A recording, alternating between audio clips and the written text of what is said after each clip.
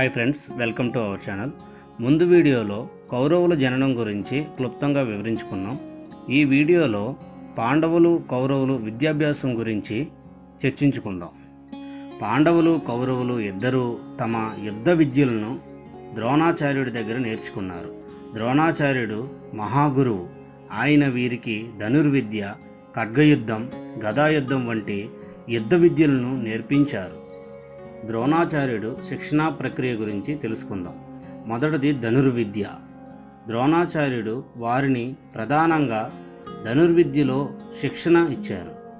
ఈ శిక్షణలో అర్జునుడు అత్యుత్తమ శిష్యుడిగా నిలిచాడు. అతను ధనస్సుతో ఎంత క్లిష్టమైన లక్ష్యాన్నైనా సమర్థవంతంగా ఛేదించగలిగేవాడు. తరువాతది గదాయుద్ధం. భీముడు మరియు దుర్యోధనుడు ఇద్దరూ గదాయుద్ధంలోని ప్రావీణ్యం పొందారు.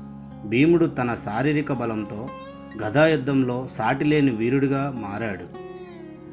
తరువాతది అద్వితీయ శిక్షణ. ద్రోణాచార్యులు తన శిష్యులకు అత్యంత కఠినంగా శిక్షణ ఇచ్చేవారు. గురువు ఆజ్ఞలను విధిగా పాటించేవారు. అందరూ రాజకుమారులు కావడంతో వారికి యుద్ధ విద్యలతో పాటు రాజనీతి, ధర్మశాస్త్రాలు కూడా నేర్పించాడు. తరువాతది పరిణామం. ద్రోణాచార్యుని శిక్షణతో పాండవులు కౌరవులు ఇద్దరూ శక్తివంతమైన యోధులుగా తయారయ్యారు. కానీ అర్జునుడు ధనుర్విద్యలో ప్రత్యేక ప్రతిభతో ద్రోణాచార్యుడి ప్రియ శిష్యుడిగా పేరు పొందాడు. ద్రోణాచార్యుడి పర్యవేక్షణలో పాండవులు కౌరవులు ఇద్దరూ యుద్ధ విద్యల్లో సారథులుగా మారి మహాభారత యుద్ధంలో కీలక పాత్ర పోషించారు.